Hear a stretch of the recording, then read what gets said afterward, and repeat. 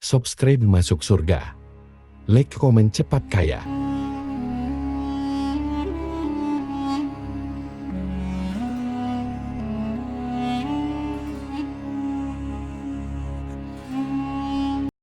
Assalamualaikum warahmatullahi wabarakatuh. Para pemirsa YouTube sekalian, pada kesempatan hari ini saya akan membahas terkait dengan Nabi Sulaiman alaihissalam. Nah, Nabi Sulaiman alaihissalam adalah manusia terkaya sepanjang sejarah kehidupan manusia di muka bumi. Dalam beberapa kitab suci seperti Al-Quran, Alkitab, Injil, Nabi Sulaiman alaihissalam dijelaskan sebagai manusia terkaya yang pernah hidup di muka bumi. Tidak ada satupun manusia yang bisa mengalahkan total kekayaannya. Hingga hari kiamat tiba, nanti para arkeolog telah menemukan situs peninggalan sejarah Islam yang mengungkap total kekayaan lebih dari Nabi Sulaiman alaihissalam. Reis bin Yosef, seorang profesor dari Tyre Active University, seorang peneliti, ia menyatakan bahwa 3000 tahun yang lalu Nabi Sulaiman alaihissalam diperkirakan memiliki kekayaan senilai 2,2 triliun US dollar. Apabila dikonversi dengan nilai mata uang dolar hari ini dan apabila dirupiahkan, maka nilainya setara dengan 32.891.870 triliun rupiah. Nilai itu berkali-kali lipat lebih banyak dari total kekayaan negara Indonesia yang hanya mencapai 11,454 triliun rupiah per 31 Desember 2021. Nabi Sulaiman AS memiliki beberapa mukjizat, diantaranya dapat berbicara dengan bahasa binatang. Beliau dapat memerintahkan mereka untuk melakukan sesuatu. Beliau juga dapat mengendalikan besar kecilnya tekanan angin dan dapat mengatur ke arah mana angin akan menghembus. Sehingga dengan itu Nabi Sulaiman dapat memanfaatkan angin sebagai kendaraannya dan juga kendaraan tentaranya. Nabi Sulaiman juga bisa melunakkan besi dan membentuk menjadi pakaian perang yang anti tusukan, senjata tajam. Tapi Nabi Sulaiman memimpin para jin, mereka tunduk dan patuh pada Nabi Sulaiman. Tidak hanya itu, setan dan iblis laknatullah yang merupakan makhluk pembangkang dapat dibuat tunduk bertekuk lutut pada perintah-perintah Nabi Sulaiman. Bisa melakukan teleportasi, yaitu berpindah dari satu tempat ke tempat yang lainnya dalam waktu singkat. Peristiwa tersebut dibuktikan dengan pemindahan singgasana Ratu Bilqis atas perintah Nabi Sulaiman. Nabi Sulaiman juga dikenal sebagai raja yang adil dan bijaksana. Nabi Sulaiman diberkahi kecerdasan yang sangat luar biasa untuk menyatupadukan segenap kekuatan yang Allah berikan kepadanya. Ia mengelola dan membawa kerajaannya menjadi kekuatan raksasa yang tak terkalahkan di masanya. Dengan segenap kemampuan yang dimiliki, tentara Nabi Sulaiman adalah tentara terkuat di bumi tanpa ada yang menandinginya. Pertanyaan mendasar yang muncul kali ini adalah dari mana sumber kekayaan dan kekuatan Nabi Sulaiman alaihissalam?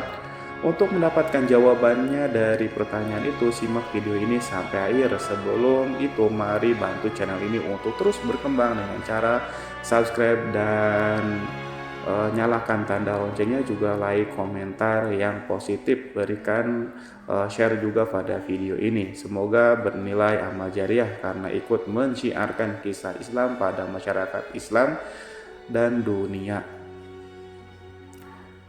Terima kasih. Bismillahirrahmanirrahim. Sesungguhnya kami benar-benar telah menaburkan ilmu kepada Daud dan Sulaiman. Keduanya berkata, segala puji bagi Allah yang melebihkan kami dari kebanyakan hamba-hamba yang mukmin. Sulaiman telah mewarisi Daud dan dia berkata, wahai manusia, kami telah diajari untuk memahami bahasa burung dan kami dianugerahi segala sesuatu. Sesungguhnya semua ini benar-benar karunia yang nyata. Quran Surat An-Naml ayat 15-16. Saudara-saudaraku yang dirahmati oleh Allah, pada ayat di atas disebutkan bahwa Sulaiman telah mewarisi Daud.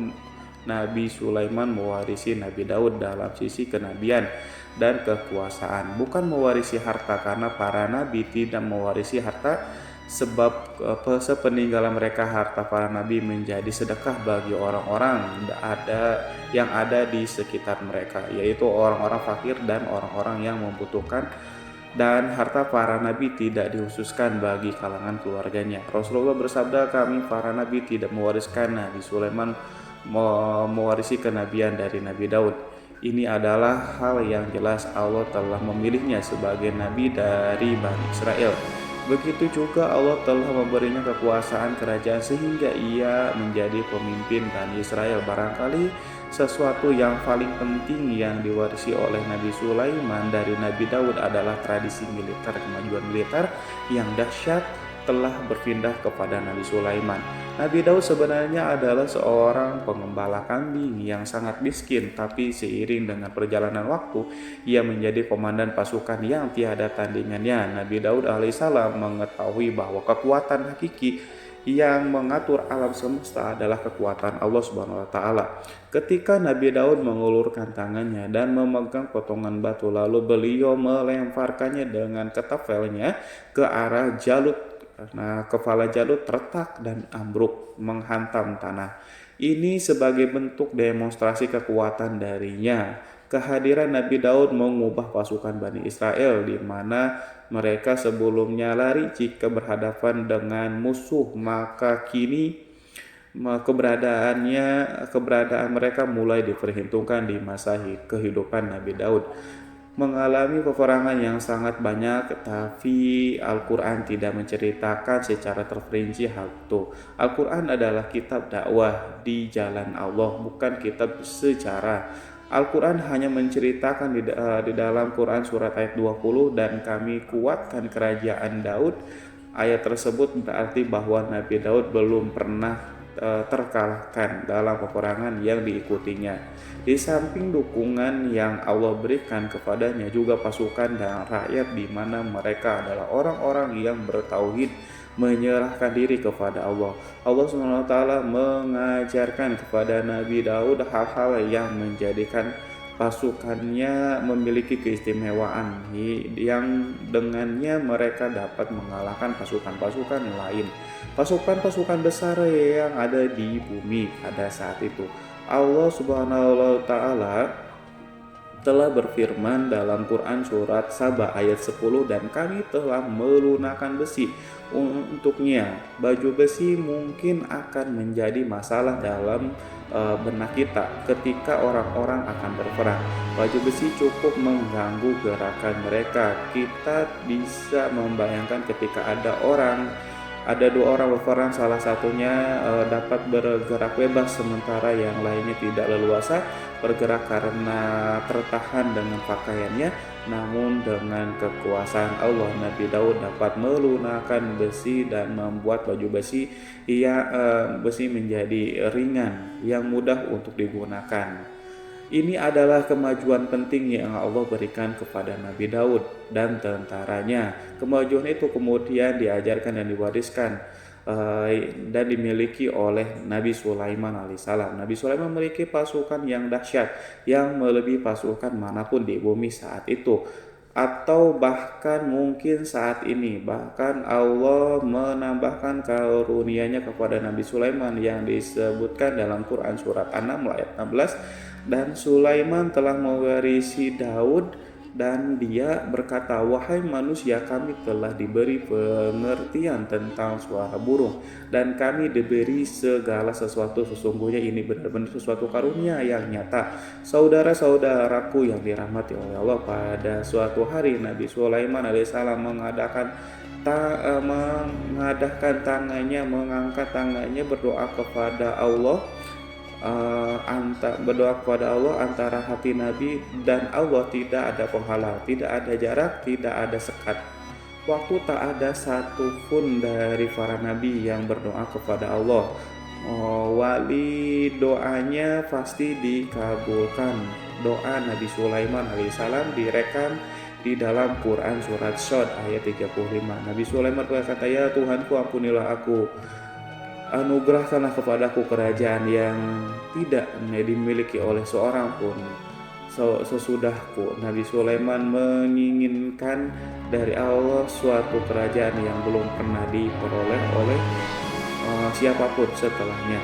Allah Subhanahu wa taala mengabulkan doa Nabi Sulaiman dan memberinya kerajaan tersebut. Nabi Sulaiman mewarisi kekuasaan, kenabian, hikmah, ilmu dari Nabi Daud alaihissalam. Orang-orang menyebutnya Sulaiman al-Hakim, Sulaiman yang bijaksana. Kebijaksanaan Nabi Sulaiman tidak terbatas pada keadilannya di tengah-tengah manusia yang juga kasih sayangnya kepada mereka. Namun kebajikan Nabi Sulaiman juga berlaku di kalangan burung dan binatang lainnya. Nabi Daud juga mengenal bahasa burung, tetapi Nabi Sulaiman dapat berbicara dengan bahasa burung.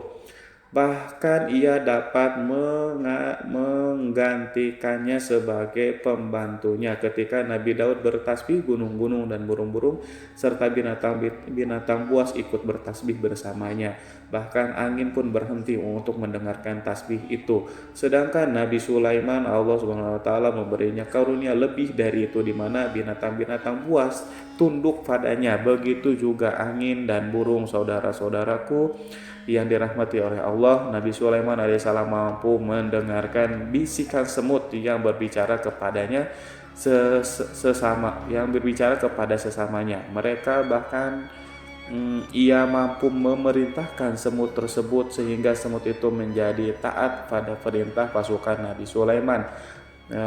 Nabi Sulaiman memiliki kekuatan yang sangat dahsyat di dunia. Belum pernah ada di dunia ini satu pasukan pun yang memiliki kekuatan seperti itu. Kekuatan Nabi Sulaiman berasal dari beberapa kombinasi yang sangat mengagumkan, sehingga karenanya ia tidak dapat tertandingi. Kekuatan itu terdiri dari manusia, binatang, jin, dan lain-lainnya.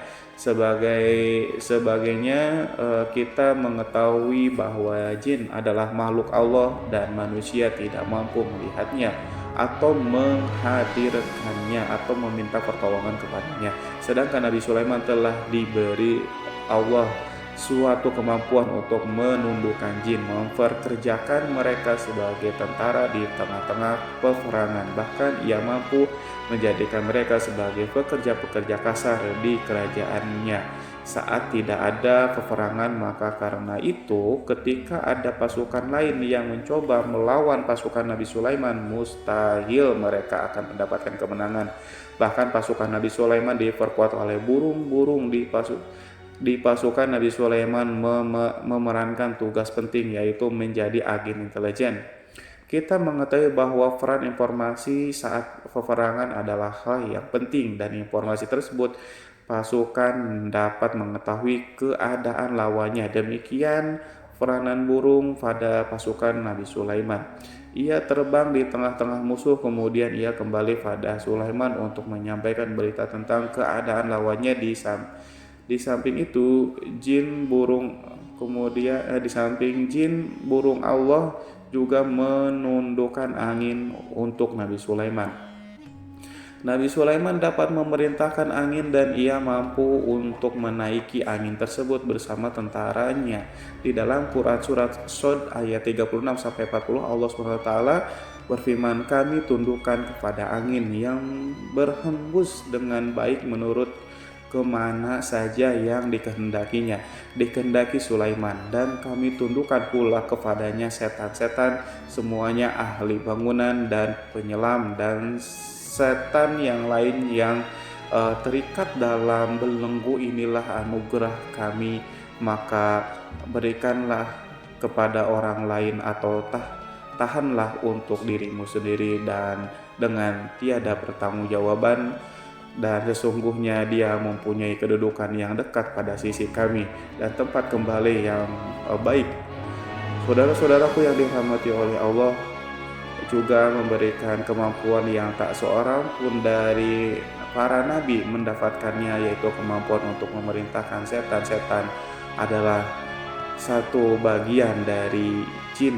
Ia adalah kelompok yang celaka dari bangsa jin. Kelompok ini sebenarnya tidak mampu dikuasai oleh manusia, bahkan jin yang saleh tidak dapat mengatur setan. Adapun Nabi Sulaiman, Allah telah memberinya kekuasaan untuk menundukkan setan dan memperkerjakannya. Mereka bahkan mengikatnya dengan rantai serta menghukumnya jika ia menentang pada perintah setan. Membangun untuk Sulaiman istana-istana dan patung-patung dan alat-alat perang. Bahkan setan-setan itu menyelam di dasar laut untuk mengeluarkan permata dan yakut untuk Sulaiman.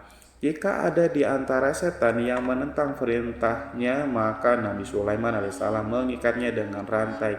Ini semua menunjukkan kekayaan Nabi Sulaiman dan kekuasaan di mana ia mampu mengatur banyak makhluk di bumi ini.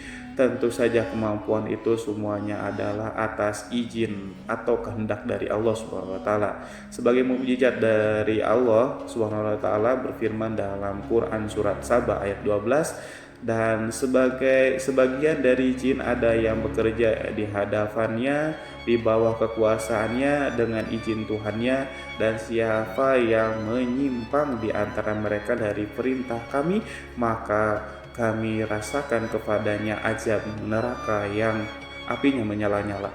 Para jin itu membuat untuk Sulaiman apa yang dikehendakinya dari gedung-gedung yang tinggi dan patung-patung dan piring-piring yang besarnya seperti kolam atau periuk yang tetap berada di atas tungku. Saudara-saudaraku yang dirahmati oleh Allah, Nabi Sulaiman yang bijaksana adalah penguasa yang tak tertandingi di muka bumi ini. Meskipun memperoleh nikmat-nikmat khusus yang agung itu yang Allah berikan kepada Nabi Sulaiman, beliau tetap menunjukkan dirinya sebagai manusia yang paling banyak berzikir kepada Allah dan manusia yang paling banyak bersyukur di zamannya. Saudara-saudaraku yang dirahmati Allah, sebagaimana Allah Subhanahu wa taala telah memberikan nikmat kepada ayahnya Nabi Daud alaihissalam, di mana ia mampu melunakkan besi dan Allah mengajarinya bagaimana cara mencairkan besi, maka Nabi Sulaiman alaihissalam dapat memanfaatkan tembaga yang cair untuk peperangan. Dan juga di saat perdamaian, pada saat peperangan beliau mencampur tembaga dengan besi dan membuat darinya perunggu. Mereka menggunakan senjata-senjata perunggu dalam peperangan seperti pedang, baju besi, dan juga pisau. Senjata-senjata ini adalah senjata yang paling kuat di saat itu. Sedangkan di saat damai, tembaga digunakan untuk membuat bangunan, perhiasan, dan sebagainya. Meskipun Nabi Sulaiman mendapatkan banyak nikmat yang besar ini dan karunia yang khusus, Allah Subhanahu wa taala mengujinya dengan suatu ujian yang dahsyat, ujian yang akan selalu datang kepada seorang hamba yang soleh. Ketika hamba itu mendapatkan kedudukan besar, maka ujiannya pun menjadi besar. Allah Subhanahu wa taala menguji Nabi Sulaiman dengan penyakit. Saudara-saudaraku, ujian yang dialami Nabi Sulaiman diceritakan oleh Fakhrur Razi Sulaiman, diuji dengan suatu penyakit yang keras, di mana bahkan saat itu tidak mampu mengatasi sakitnya Nabi Sulaiman karena saking kerasnya, sehingga para dokter dari kalangan manusia dan jin tidak mampu menghilangkan penyakit itu. Lalu burung-burung menghadirkan rumput-rumput yang dianggap sebagai obat, tetapi Nabi Sulaiman tak kunjung sembuh. Semakin hari penyakit Nabi Sulaiman semakin menjadi-jadi, sehingga ketika Nabi Sulaiman duduk di atas kursi, ia duduk bagaikan tubuh tanpa roh, seakan-akan ia mati karena saking kerasnya penyakitnya. Sakit yang diderita oleh Nabi Sulaiman alaihissalam berlangsung sangat lama, namun Nabi Sulaiman tidak berhenti-hentinya berzikir kepada Allah yang meminta kesembuhan kepada Allah, serta peristiwa pada Allah dan mengungkapkan rasa cinta kepadanya. Selesailah ujian Allah terhadap hambanya Nabi Sulaiman alaihissalam. Beliau pun sembuh. Ini Nabi Sulaiman merasakan kembali kesehatan setelah ia mengetahui segala kejayaan dan segala kekuasaan serta segala kebesarannya tidak lagi mampu menghilangkan penyakit yang dideritanya. kecuali jika Allah menghendakinya. Saudara-saudaraku yang dirahmati oleh Allah, Nabi Sulaiman telah membangun tempat ibadah, tempat sujud sehingga manusia menyembah Allah di dalam rumah itu, menunjukkan keunggulan seni arsitektur dan seni fahat. Orang-orang yang membangun rumah itu berjumlah puluhan ribu orang. Tentu setiap kelompok dari mereka memiliki pekerjaan masing-masing. Di antaranya mereka ada yang mencairkan tembaga, di antara mereka ada yang tukang pahat, ada juga tukang ukir, ada juga membelah batu, ada juga yang memotong-motong kayu, ada yang mendatangkan rumput-rumput dari Lebanon, ada juga yang mendatangkan emas dan menjadikannya lempengan-lempengan yang mengkilat untuk menutupi kayu, untuk melapisi dinding. Bahkan dari golongan jin pun membantu membangun rumah tersebut. Tentu sebagai perintah dan bimbingan Nabi Sulaiman, mereka membuat patung-patung yang besar, membuat bejana yang besar untuk tempat makan para tentara dan pekerja, yaitu bejana seperti gunung. Karena saking beratnya dan besarnya, mereka juga membuat tempat-tempat minum yang besarnya seperti kolam. Nabi Sulaiman mengawasi para pekerja dan juga mengurusi masyarakatnya, di mana beliau mengenali program mereka dan berusaha memecahkan. Beliau juga mengawasi pasukannya dari kalangan binatang dan burung. Beliau mengetahui apakah ada sesuatu di antara mereka yang tidak datang, tidak hadir, di mana ia pergi, serta mengapa ia pergi. Nabi Sulaiman menguasai pengetahuan itu. Semua Nabi Sulaiman bukan hanya mengetahui problem tentaranya dari kalangan manusia dan juga tentaranya dari kalangan burung, namun ia juga menunjukkan kasih sayang terhadap semut, di mana beliau mendengar bisikan dan tidak suka untuk menginjakkan. Nabi Sulaiman selalu menundukkan kepalanya ke bumi sebagai bentuk rasa rendah diri dan syukur kepada Allah Subhanahu wa taala. Pada saat itu, hari Nabi Sulaiman berjalan di depan tentaranya dan tiba-tiba ia mendengar suara semut yang berkata kepada teman-temannya dari kalangan semut, yaitu terrekam dalam Al-Quran surat An-Nahl ayat 18 sampai 19. Wahai semut, semua masuklah ke dalam sarang-sarangmu agar kamu tidak terinjak oleh Sulaiman dan tentaranya, sedangkan mereka tidak menyadari. Nabi Sulaiman alaihissalam tersenyum mendengar itu, berarti ia berdoa, ya Allah Tuhanku, berilah aku ilham untuk tetap mensyukuri nikmat-Mu yang telah Engkau anugerahkan kepadaku dan kepada orang tuaku, ibu bapakku, dan untuk mengerjakan amal saleh yang Kau ridhoi, dan masuklah aku ke dalam rahmat-Mu dan dalam golongan hamba-hamba-Mu yang saleh. Saudara-saudaraku yang dirahmati Allah, meskipun Nabi Sulaiman mendapatkan kekuasaan dan memiliki tentara yang besar, namun beliau menunjukkan kasih sayang terhadap bangsa semut. Beliau mendengarkan fisiknya dan melihat semut yang ada di depannya. Oleh karena itu ia tak mungkin baginya untuk menginjak golongan semut itu.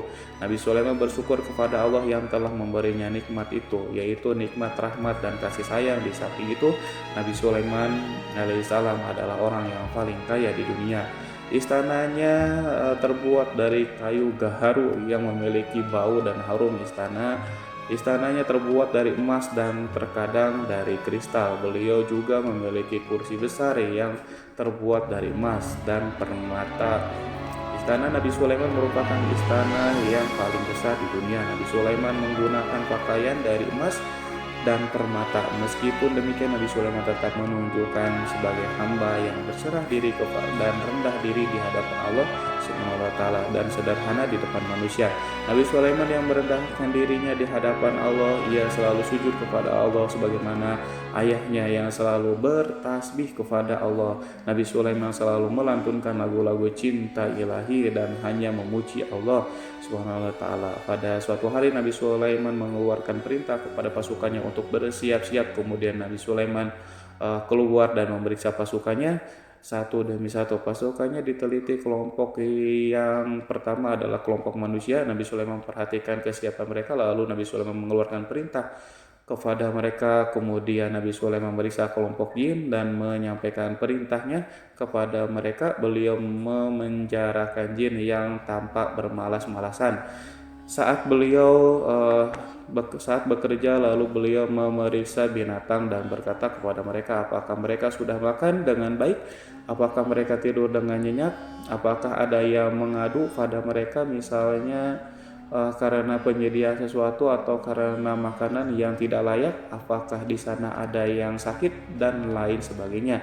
Semuanya diperiksa oleh Nabi Sulaiman. Ketika Nabi Sulaiman merasa puas dengan semuanya, Nabi Sulaiman memasuki tenda tempat berkumpulnya para burung. Nabi Sulaiman alaihissalam kemudian memasuki tenda tersebut dan mengamati keadaan di sekitarnya sehingga beliau mengetahui bahwa ada satu burung yang tidak hadir, yaitu burung hudhud. Nabi Sulaiman alaihissalam kemudian berkata kepada yang diabadikan dalam surat An-Naml ayat 20, mengapa aku tidak melihat burung hudhud? Burung-burung yang lainnya tampak terdiam sebagai penghormatan dan mereka mendengarkan apa yang dikatakan pemimpin mereka Nabi Sulaiman. Nabi Sulaiman mengarah ke pandangannya pada semua burung dan tidak menemukan burung hudhud di antara mereka. Tak seekor burung pun yang mengetahui keberadaan burung hudhud. Absen pada apel wajib kali ini, Nabi Sulaiman memulai menampakkan kemarahannya. Apakah dia termasuk yang tidak hadir? Tiba-tiba seekor burung kecil memberanikan diri untuk berkata kepada Nabi Sulaiman, wahai Nabi yang mulia, seharusnya hudhud ada bersamaku kemarin untuk melaksanakan tugas penyelidikan.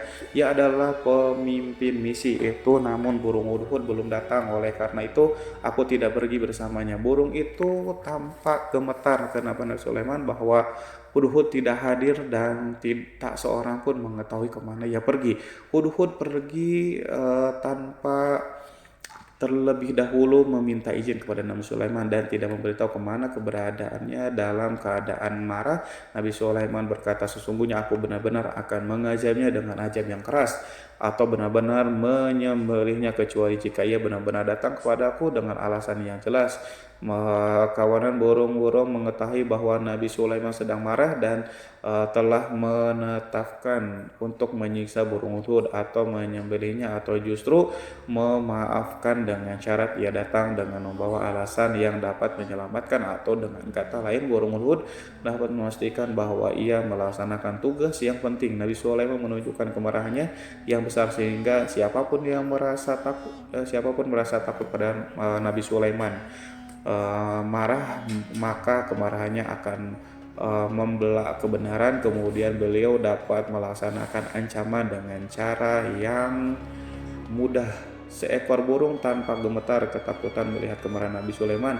Lalu beliau mengeluarkan tangannya ke burung itu dan memegang kepalanya sehingga burung itu pun merasa tenang dan merasa takutnya hilang. Nabi Sulaiman kemudian pergi dari tempat burung dan menuju istananya. Nabi Sulaiman masih memikirkan keadaan burung hudhud. Seharusnya burung hudhud menjadi bagian penting dari badan intelijen. Apakah ia pergi untuk menyingkap sesuatu atau apakah ia pergi hanya untuk bermain-main?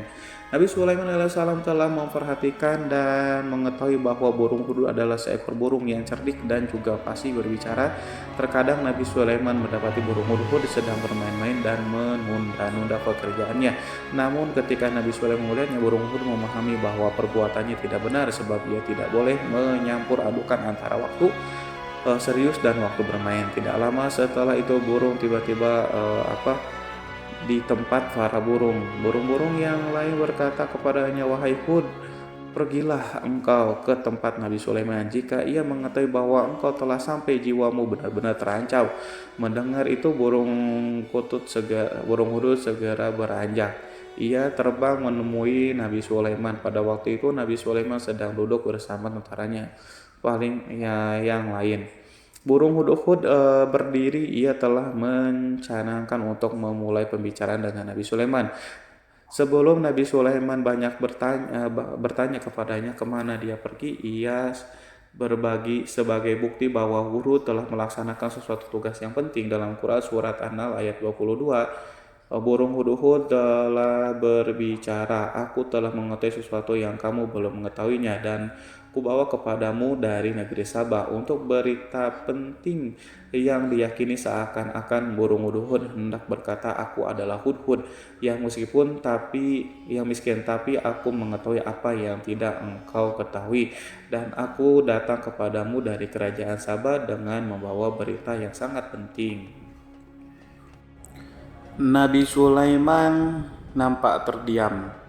Ia menunggu hudhud menyelesaikan kisah yang tertulis dalam Quran surat An-Naml ayat 23 sampai 24. Hudhud berkata, sesungguhnya aku menjumpai seorang wanita yang memerintah mereka dianugerahi segala sesuatu serta mempunyai singgasana yang sangat besar. Aku mendapati dia dan kaumnya menyembah matahari selain Allah, dan setan telah menjadikan mereka memandang indah perbuatan-perbuatan mereka, lalu menghalangi mereka dari jalan Allah sehingga mereka tidak mendapatkan petunjuk. Burung hudhud diam sejenak dan Nabi Sulaiman merasa bahwa hudhud menunjukkan kefasihan lisannya dan berbicara dengan baik kepadanya.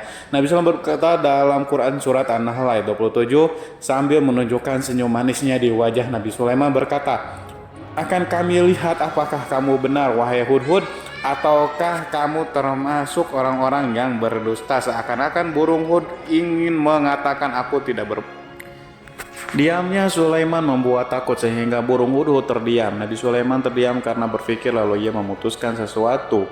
Setelah itu beliau mengangkat kepala lainnya dan meminta secari kertas dan pena. Nabi Sulaiman menulis surat singkat dan menyerahkannya kepada hudhud serta memerintahkan kepadanya dalam Quran surat An-Nahl ayat 24, pergilah dengan membawa suratku ini, lalu jatuhkanlah kepada mereka, kemudian berpalinglah dari mereka, lalu perhatikanlah apa yang mereka bicarakan. Al-Quranul Karim hanya ceritakan dalam Quran surat An-Naml bagaimana perginya hudhud dan bagaimana ia menyerahkan surat itu. Lalu Al-Quran langsung menyebutkan keadaan kerajaan Balkis yang saat itu ia sedang membaca surat tersebut di depan para pembesar kerajaannya dan para menterinya dalam Quran surat An-Naml ayat 29 sampai 31. Berkatalah Bilqis, wahai pembesar-pembesar, sesungguhnya telah dijatuhkan kepadaku sebuah surat yang mulia. Sesungguhnya surat ini dari Sulaiman, dan sesungguhnya isinya dengan menyebut nama Allah yang Maha Pengasih lagi Maha Penyayang, bahwa janganlah kalian berlaku sombong terhadapku dan datanglah kepadaku sebagai orang-orang yang berserah diri. Saudara-saudaraku yang dirahmati Allah, dalam surat itu Nabi Sulaiman disebutkan hendaklah mereka menyerahkan diri dan tunduk kepada perintah Sulaiman. Nabi Sulaiman memerintahkan agar mereka meninggalkan penyembahan terhadap matahari. Nabi Sulaiman tidak mempersoalkan akidah mereka dan tidak memuaskan mereka dengan apapun. Nabi Sulaiman hanya memerintahkan bahwa ia berada di atas kebenaran, bukankah ia didukung kekuatan yang berlandaskan keyakinan dan dimilikinya. Nabi Sulaiman hanya memerintahkan mereka agar tunduk dan patuh kepadanya. Ratu Saba menyampaikan surat tersebut di tengah-tengah kaumnya. Dalam Quran surat An-Naml ayat 32 dijelaskan berkata, Bilqis, wahai para pembesar, berilah aku pertimbangan dalam urusanku ini. Aku tidak pernah memutuskan sesuatu persoalan sebelum kamu berada dalam majelisku. Saudara-saudaraku yang dirahmati Allah, para pembesar istana Bilqis menentang surat tersebut. Isi surat itu membangkitkan kesombongan kaum Saba, di mana mereka merasa lebih kuat. Mereka mengetahui bahwa di sana ada seseorang yang mencoba menentang mereka dan mengisyaratkan peperangan kepada mereka. Lalu ia minta kepada mereka untuk memenuhi syarat-syarat sebelum terjadinya peperangan dan kekalahan dalam Quran surat An-Nahl ayat 33. Mereka menjawab, kita adalah orang-orang yang memiliki kekuatan dan juga memiliki keberanian yang sangat dalam. Peperangan dan keputusan berada di tanganmu, wahai rajaku.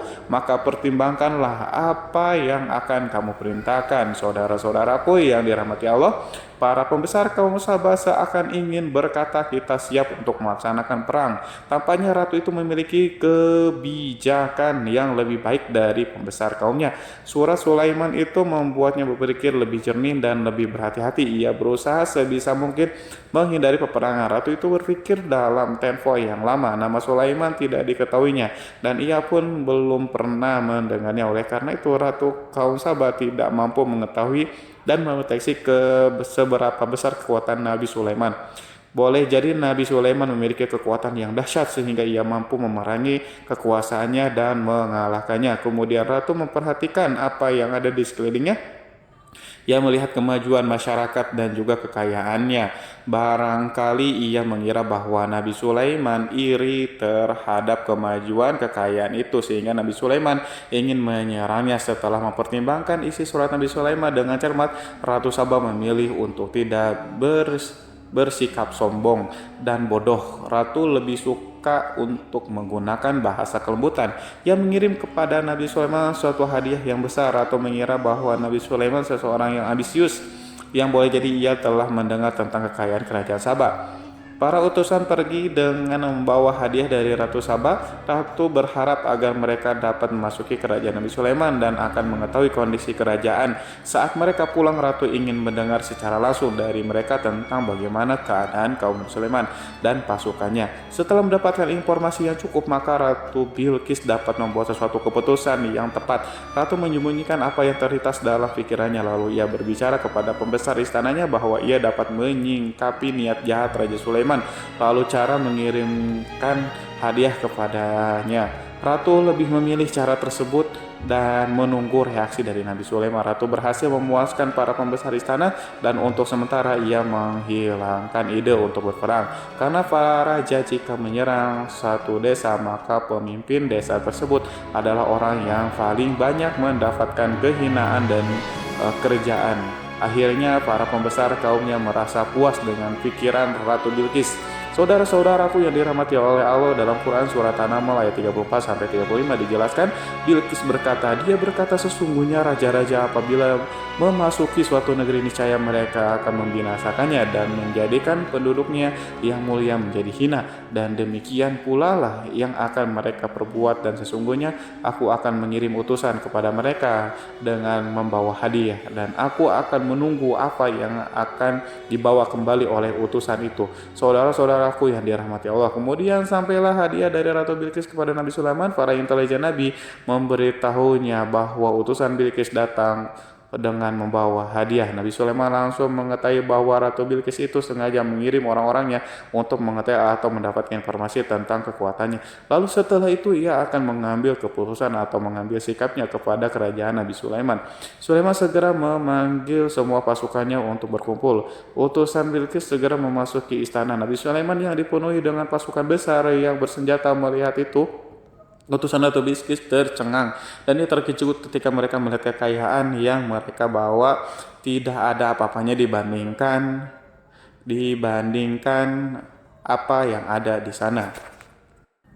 Hadiah mereka tanpa tidak berarti, emas yang mereka bawa tanpa tidak memiliki makna. Saat mereka memasuki istana Nabi Sulaiman yang terbuat dari kayu-kayu pohon gaharu, ia mengeluarkan bau yang harum serta dihiasi dengan emas permata. Para utusan Ratu Bilqis berdiri bersama Nabi Sulaiman dan menyaksikan bagaimana Nabi Sulaiman mengendalikan pasukannya. Kemudian mereka mulai berpikir tentang kekuatan dan kualitas pasukan Nabi Sulaiman. Betapa kagetnya mereka ketika melihat di tengah-tengah pasukan itu terdapat singa, burung, dan tentara dari kalangan manusia yang mampu terbang.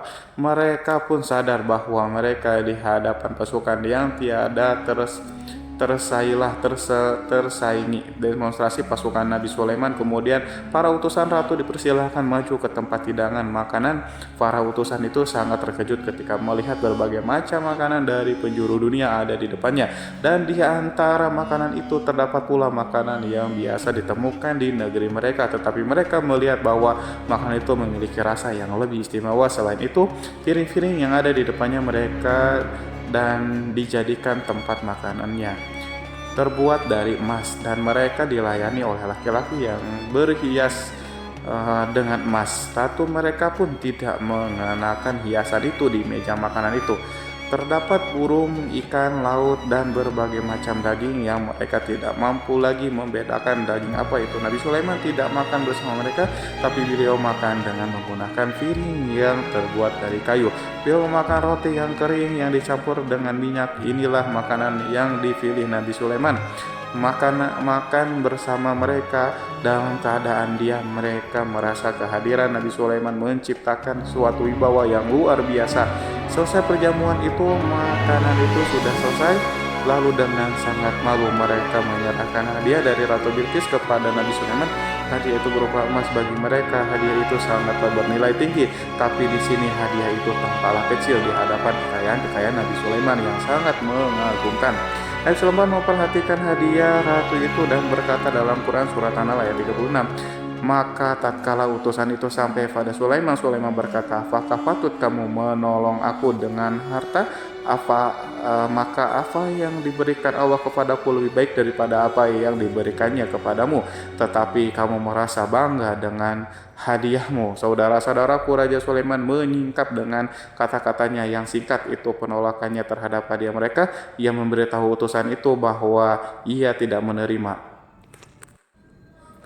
Ia memberitahu utusan itu bahwa ia tidak menerima hadiah tersebut. Ia tidak merasa puas dengan hadiah itu. Yang membuatnya puas hanyalah, janganlah kalian berlaku sombong terhadapku dan datanglah kepadaku sebagai orang-orang yang berserah diri. Lalu Nabi Sulaiman berkata kepada mereka pelan. Hal itu diabadikan dalam Quran surat An-Naml ayat 33. Kembalilah kepada mereka, sesungguhnya kami akan mendatangi mereka dengan bala tentara yang mereka tidak kuasa melawannya, dan pasti kami akan mengusir mereka dari negeri itu, yaitu negeri Sabah, dengan terhina, dan mereka akan menjadi tawanan yang hina. Saudara-saudaraku yang dirahmati oleh Allah, Nabi Sulaiman kemudian meninggalkan para utusan ratu setelah terlebih dahulu mengancam mereka. Para utusan itu mengharap agar lebih Sulaiman mau menunggu kunjungan Ratu Bilqis sendiri yang akan membawa misi perdamaian. Akhirnya sampailah para utusan Ratu Bilqis ke negeri Sabah. Mereka segera menuju ke istana sang ratu. Mereka memberitahu bahwa negeri mereka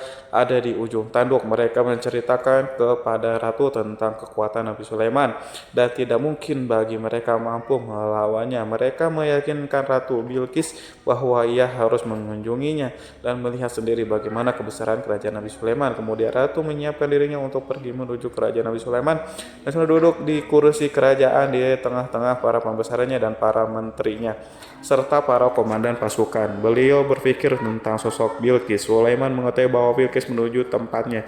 Meski dikelilingi rasa takut, Nabi Sulaiman berpikir sejenak tentang bagaimana matahari disembah. Ia memikirkan bagaimana informasi yang diterima oleh intelijennya tentang kemajuan kerajaan Bilqis dalam bidang kesenian dan ilmu pengetahuan. Nabi Sulaiman bertanya kepada dirinya sendiri, apakah kemajuan menjadi penghalang untuk mengetahui kebenaran? Apakah ratu itu gembira dengan kekuatan yang dicapainya, dan ia membayangkan bahwa kekuatannya adalah segalanya dengan kemajuan yang dimilikinya. Nabi Sulaiman ingin membuat kejutan agar ratu mengetahui bahwa Islam yang diyakini oleh Nabi Sulaiman adalah satu-satunya yang mampu mendatangkan kemajuan dan kekuatan yang hakiki, sehingga ia dapat membandingkan antara keyakinannya dalam menyembah matahari beserta kemajuan yang mencapainya dengan keyakinan Nabi Sulaiman juga beserta kemajuan yang diraihnya. Saudara-saudaraku yang dirahmati oleh Allah, para mata-mata Nabi Sulaiman telah memberitahu bahwa hal yang sangat disegani dan dikagumi oleh kaum Bilqis adalah kerajaan Sabah, yaitu singgasana Raja Bilqis. Singgasana itu terbuat dari emas dan batu mulia. Singgasana tersebut dijaga oleh penjaga yang sangat disiplin, di mana mereka tidak pernah lalai sedikit pun. Oleh karena itu sangat tepat apabila Nabi Sulaiman menghadirkan singgasana di sini di kerajaannya, sehingga ketika ratu tiba maka ia dapat duduk di atasnya. Nabi Sulaiman ingin membuat kejutan kepadanya dan menunjukkan bahwa kemampuannya tersebut yang berlandaskan pada keislaman. Nabi Sulaiman melakukan yang demikian itu dengan harapan agar si ratu tunduk kepadanya. Ide itu terlintas dalam diri Nabi Sulaiman, lalu ia mengangkat kepalanya dan menoleh kepada anak buahnya. Hal itu diabadikan dalam Quran surat An-Naml ayat 36. Wahai para pembesar-pembesar, siapakah di antara kalian yang sanggup membawa singgasananya kepadaku sebelum mereka datang kepadaku. Sebagai orang-orang yang berserah diri, saudara-saudaraku, perhatikanlah ungkapan pikiran Nabi Sulaiman tersebut. Semua pemikirannya berkisar tentang keislaman para penyembah matahari, tentang bagaimana beliau dapat memberikan petunjuk kepada mereka di jalan Allah. Yang pertama menjawab pertanyaan Nabi Sulaiman adalah jin Ifrit dari kalangan jin yang Allah telah menundukkan mereka kepada Nabi Sulaiman. Dalam Quran surah Al-Rahman ayat 39 berkata Ifrit yang cerdik dari golongan jin, aku akan datang kepadamu dengan membawa singgasana itu kepadamu sebelum kamu berdiri dari tempat dudukmu. Sesungguhnya aku benar-benar kuat untuk membawanya lagi. Dapat dipercaya Nabi Sulaiman berdiri dari tempat duduknya setelah 1 jam atau 2 jam, namun jin itu berjanji kepadanya untuk menghadirkan singgasana Bilqis. Sebelum itu istana Nabi di Palestina, sedangkan istana Bilqis terletak di Yaman. Antara singgasana tersebut dengan singgasana Nabi Sulaiman berjarak lebih dari ribuan mil. Barangkali pesawat yang cepat sekalipun yang kita kenal hari ini tidak akan mampu membawa dan mendatangkan di istana itu dalam waktu 1 jam. Tetapi masalahnya di sini berhubungan dengan kekuatan jin yang serba misterius. Nabi Sulaiman alaihissalam tidak mengomentari sedikit pun terhadap apa yang dikatakan oleh Ifrit dari golongan jin. Tampaknya ia menunggu tanggapan lain yang mampu menghadirkan singgasana Bilqis yang lebih cepat dari jin. Nabi Sulaiman menoleh kepada seseorang di sana yang duduk di atas naungan. Hal itu diceritakan dalam Quran surat An-Naml ayat 40. Berkatalah seorang yang mempunyai ilmu dari Alkitab, aku akan membawa singgasana itu kepadamu sebelum matamu berkedip. Maka tatkala Sulaiman melihat singgasana itu terletak di hadapannya, ia pun berkata, ini termasuk karunia Tuhanku untuk mencoba aku. Apakah aku akan bersyukur atau mengingkari nikmatnya? Dan barang siapa yang bersyukur, maka sesungguhnya dia bersyukur untuk kebaikan dirinya sendiri. Dan barang siapa yang ingkar, maka sesungguhnya Tuhanku maha kaya lagi maha mulia. Saudara-saudaraku, belum lama seseorang yang mempunyai ilmu Alkitab itu menyatakan kalimatnya, sehingga singgasana itu tiba-tiba ada di depan Nabi Sulaiman yang mampu menghadirkan singgasana itu lebih cepat atau lebih sedikit dari kedipan mata. Ketika mata itu tertutup dan terbuka, Al-Quranul Karim tidak menyingkap kepribadiannya. Seseorang yang menghadirkan singgasana itu, Al-Quran hanya menggarisi bahwa orang itu mempunyai ilmu dari Alkitab. Al-Quran tidak menjelaskan kepada kita apakah ia seorang malaikat atau manusia atau jin atau Al-Quranul Karim sepertinya ingin menyembunyikan identitas orang tersebut. Al-Quran sengaja tidak menyingkap hakikat kitab yang dimaksud. Saudara-saudaraku yang dirahmati Allah, setelah melintas singgasana itu, Nabi Sulaiman bersyukur kepada Allah. Ia mulai memperhatikan singgasana sang ratu. Singgasana tersebut merupakan simbol pembangunan dan juga kemajuan, tetapi tampaknya ia hanya sesuatu yang biasa saja jika dibandingkan dengan kekuatan dan kekuasaan. Khawatir kebesaran ciptaan yang dibuat oleh manusia dan jin di kalangan Nabi Sulaiman memikirkan dalam tempo yang sangat lama singgasana Ratu Bilqis itu. Kemudian beliau memerintahkan agar singgasana itu diperbaiki sehingga saat Ratu Bilqis datang, lebih Sulaiman akan memujinya. Apakah Ratu Bilqis dapat mengenali singgasananya ataukah tidak? Di dalam Al-Quran surat An-Naml ayat 21 Nabi Sulaiman berkata, ubahlah baginya singgasana maka kita akan melihat apakah dia mengenal ataukah dia termasuk orang-orang yang tidak mengenalnya. Saudara-saudaraku yang dirahmati Allah, Sulaiman memerintahkan agar dibangun istana yang akan digunakan untuk menyambut Ratu Bilqis.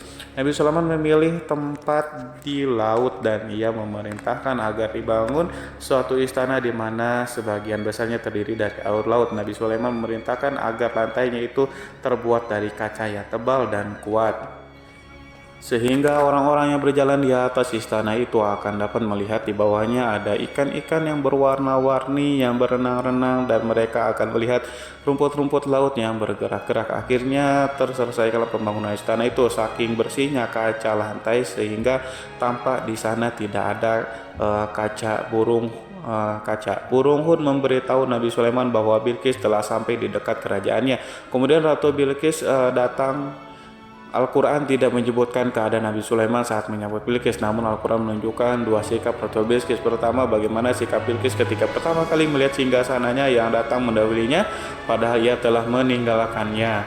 Pengawalnya untuk tetap setia menjaga singgasananya.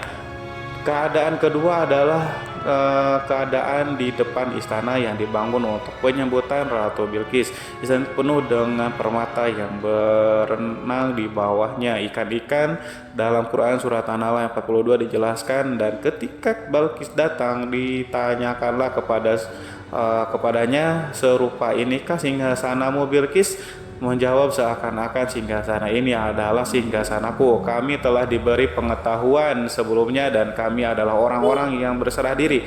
Saudara-saudaraku pada dialek di atas. Bilqis melihat singgasananya dan ia tercengang saat mengetahui bahwa itu adalah singgasana miliknya. Namun ia kemudian mulai ragu karena melihat tidak sepenuhnya itu singgasana miliknya. Jika itu benar-benar miliknya, lalu bagaimana ia datang mendahulinya? Dan bila bukan singgasananya, maka bagaimana Sulaiman dapat meniru sepersis dan seteliti itu, padahal Sulaiman tidak pernah sekalipun pergi ke kerajaannya.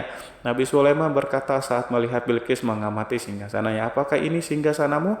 Dia sangat kebingungan, namun setelah itu ia menjawab, "Sepertinya benar." Nabi Sulaiman berkata lagi, "Kami telah diberi ilmu sebelumnya dan kami sebagai orang-orang muslim saudara-saudaraku yang dirahmati oleh Allah." Melalui pertanyaan itu Nabi Sulaiman ingin mengisyaratkan kepada Bilqis agar ia membandingkan antara keyakinannya beserta ilmu yang dicapainya dengan keyakinan Nabi Sulaiman yang muslim beserta kata pengetahuan yang telah diraihnya, penyembahan terhadap matahari dan pencapaian ilmu yang dicapai oleh Bilqis, tanpa tidak ada apa-apanya dibandingkan dengan ilmu Nabi Sulaiman dan keislamannya. Nabi Sulaiman telah mendahulunya dengan bidang ilmu karena keislamannya. Karena itu sangat mudah baginya untuk mengungguli Bilqis. Dalam ilmu-ilmu yang lainnya, demikianlah yang diisyaratkan pernyataan Sulaiman kepada Bilqis. Sahabat itu bahwa ini adalah singgasananya, di mana singgasana itu datang lebih dulu daripada dirinya. Beberapa bagian darinya telah diubah saat Bilqis masih di dalam perjalanan menuju ke tempat Nabi Sulaiman. Ia berpikir kemampuan apa yang dimiliki oleh Nabi Sulaiman. Ratu Bilqis tercengang melihat apa yang disaksikannya, yang berupa buah dari keimanan Nabi Sulaiman dan hubungannya dengan Allah SWT. Sebagaimana Bilqis juga tercengang ketika melihat kemajuannya di bidang ilmu pembangunan, seni, dan ilmu-ilmu yang lainnya. Maka ia lebih kagum lagi saat melihat hubungan yang kuat antara keislaman Nabi kiriman dengan ilmunya, serta kemajuan yang diraihnya. Dalam Quran surat An-Nahl ayat 84 dijelaskan, dan apa yang disembahnya selama ini selain Allah mencegahnya untuk melahirkan keislamannya, karena sesungguhnya ia terdahulu termasuk orang-orang yang kafir. Saudara-saudaraku yang dirahmati Allah, tergoncanglah dalam benak Bilqis ribuan hal yang melihat keyakinan kaumnya runtuh di hadapan Nabi Sulaiman, yang menyadari bahwa matahari yang disembahnya hanya merupakan ciptaan Allah, di mana ia menggerakkannya untuk hamba-hambanya. Lalu terbitlah matahari, kebenaran di dalam dirinya atau hatinya diterangi oleh cahaya baru yang tidak akan tenggelam seperti tenggelamnya matahari. Masa keislamannya hanya menunggu waktu saja. Ratu Bilqis memilih waktu yang tepat untuk mengumumkan keislamannya.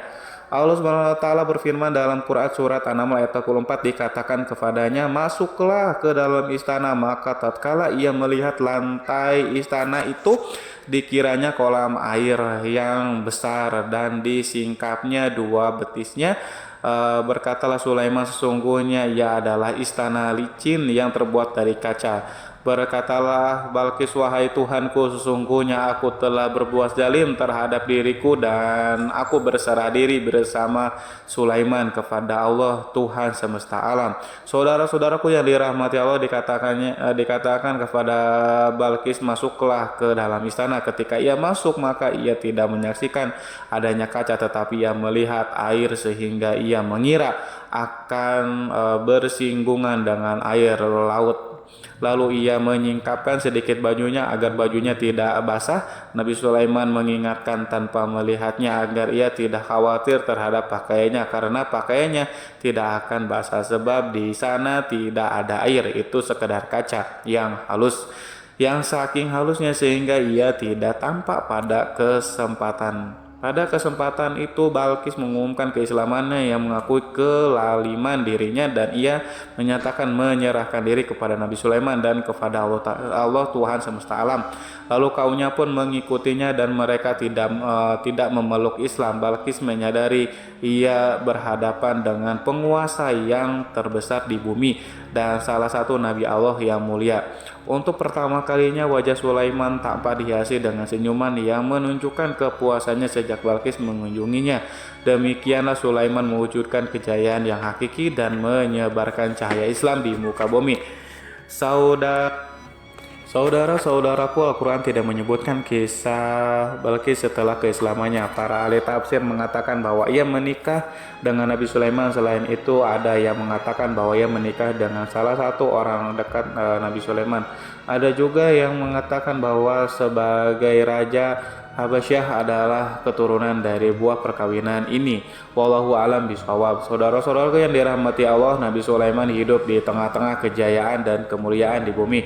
Kemudian Allah menetapkan kematian untuknya, sebagaimana kehidupan Sulaiman berada di puncak kemuliaan dan kejayaan yang penuh dengan keajaiban yang luar biasa. Maka kematiannya pun merupakan tanda-tanda kebesaran Allah yang penuh dengan keajaiban. Demikianlah bahwa kematiannya sesuai dengan kehidupannya, sesuai dengan kejayaannya. Allah berfirman tentang kematian Sulaiman di dalam Al-Quran surat Sab ayat 14, maka tatkala kami telah menetapkan kematian Nabi Sulaiman, tidak ada yang menunjukkan kepada mereka kematiannya itu kecuali rayap yang memakan tongkatnya. Maka tatkala ia telah tersungkur, taulah jin bahwa kalau sekiranya mereka mengetahui yang gaib, tentulah mereka tidak akan tetap dalam siksa yang menghinakan. Saudara-saudaraku yang kemampuan Nabi Sulaiman untuk menundukkan jin dan mempekerjakan mereka serta hubungan mereka dengannya, semua itu menimbulkan fitnah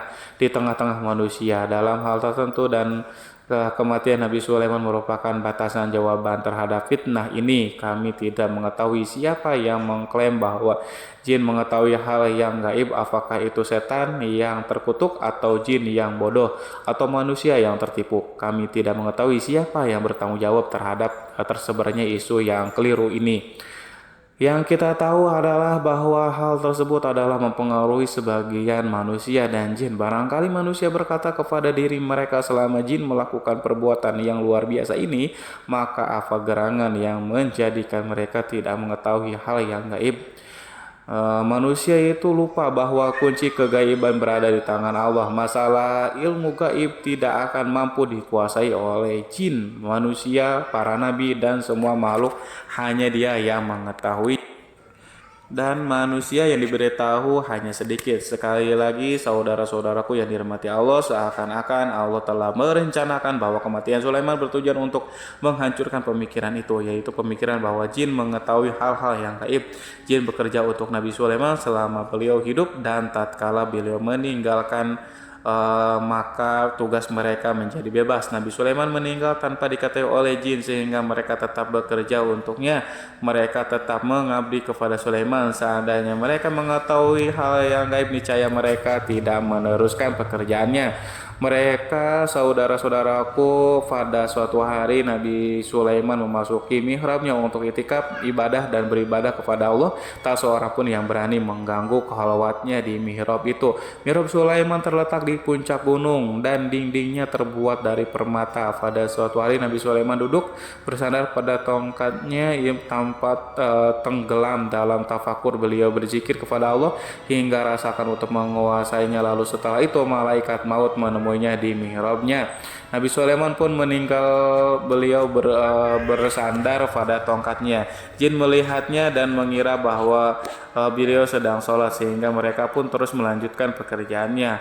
Berlalulah hari-hari yang panjang, kemudian datanglah rayap itu, yaitu semut kecil yang memakan kayu. Hewan itu mulai memakan tongkat Nabi Sulaiman.